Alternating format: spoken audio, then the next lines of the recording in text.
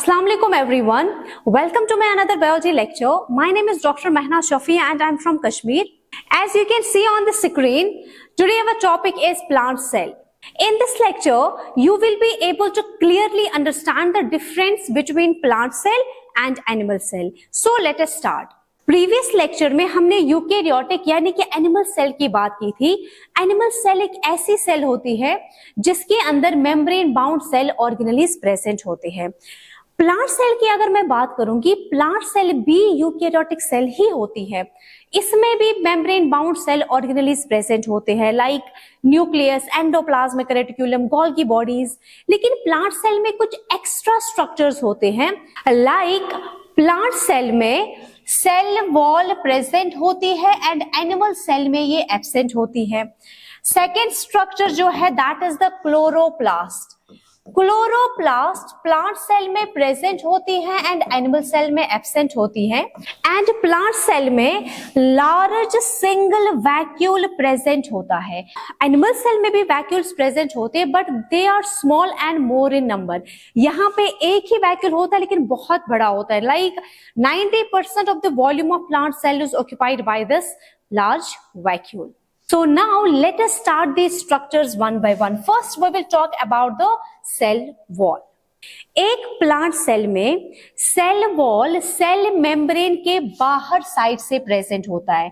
ये अगर cell membrane है तो इसके बाहर ये सेल वॉल पाई जाती है।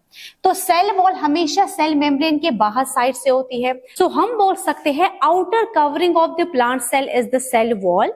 सेल वॉल एक non living rigid and permeable membrane होती है। Permeable means allows the material to pass in and out of the cell. Need point of view से you have to remember cell wall bacterias में भी present होते हैं, fungus में भी present होता है, एल्गी में भी प्रेजेंट होता है एंड प्लांट्स में तो प्रेजेंट होता ही होता है। Bacterial cell wall is made up of peptidoglycan, fungal cell wall is made up of chitin, algae cell wall is made up of cellulose, galactans and mannans, and plant cell wall is made up of cellulose, hemicellulose, proteins and pectins. याद रखिएगा ये points NCERT में highlighted है और ये NEET में पूछे भी जाते हैं। सेकेंड स्ट्रक्चर की अगर हम बात करेंगे that is the chloroplast. Chloroplast एक डबल मेम्ब्रेन स्ट्रक्चर होता है जो कि एक प्लांट में फोटोसिंथेसिस के काम आते हैं। इसके स्ट्रक्चर की अगर मैं बात करूंगी तो इसका जो ये मैट्रिक्स होता है इट इज नोन एज सिट्रोमा। यहां पे जो आपको ये कॉइन लाइक स्ट्रक्चर्स दिखाई दे रहे हैं these are known as thylakoid. जब बहुत सारे थैलाकॉइड्स मिल जाते हैं तो ये स्ट्रक्चर कहलाता है ग्रानम। और एक क्लोरोप्लास्ट में बहुत सारे ग्राना प्रेजेंट होते हैं। ये जो थैलाकॉइड की मेम्ब्रेन होती है इसमें कुछ पिगमेंट्स प्रेजेंट होते हैं लाइक क्लोरोफिल। क्लोरोफिल का काम होता है सोलर एनर्जी को ट्रैप करना एंड कन्वर्ट करना इनटू द केमिकल एनर्जी। यहाँ पे थैलाकॉइड में जो रिएक्शन हो रही है that occurs in presence of light, that is why हम बोल सकते हैं थैलाकॉइड में लाइट रिएक्शन होती है, या आप बोल सकते हो कि ग्रानम में लाइट रिएक्शन होती है। सिट्रोमा में भी कुछ रिएक्शंस होती है लाइक कार्बन डाइऑक्साइड से ग्लूकोज बनता है, लेकिन यहाँ पे कोई लाइट यूज नहीं होती है, इसलिए हम बोलते हैं डार्क रिएक्शन जो होती है that occurs in the stroma. Dark reaction का ये मतलब नहीं होता है कि ये नाइट में होती है, दैट मीन्स यहाँ पे जो रिएक्शन होती है उसको लाइट की जरूरत नहीं होती है। नेक्स्ट स्ट्रक्चर की अगर हम बात करेंगे that is this vacuole. Vacuole एक ऐसा सेल ऑर्गेनेली है जिसका काम होता है अपने अंदर सब्सटेंसेस को स्टोर करना एंड उनको ट्रांसपोर्ट करना लाइक पिगमेंट, सैप एक्स्ट्रा को स्टोर करते हैं।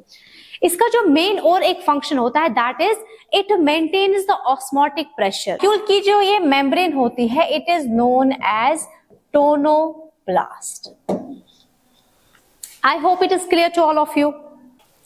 प्लांट सेल में आप देख सकते हो यहाँ पे कोई फ्लैजेला नहीं होता है, ना ही सेंट्रियोल्स होते हैं। सेंट्रियोल्स ऐसे स्ट्रक्चर होते हैं एक एनिमल सेल में जो एक एनिमल सेल को डिवीजन करने में हेल्प करते हैं। तो प्लांट सेल में सेंट्रियोल नहीं होता है। इनकी जो सेल डिवीजन है वो एक यूनिक मेथड से होती है, that is there is the formation of cell plate और फ्रेगमोब्लास्ट, जिसकी वजह से एक प्लांट सेल डिवाइड होकर 2 डॉटर सेल्स बनाती है। I hope this lecture is useful to all of you. Don't forget to like, share and subscribe my channel. Take care. God bless you. Allah Hafiz.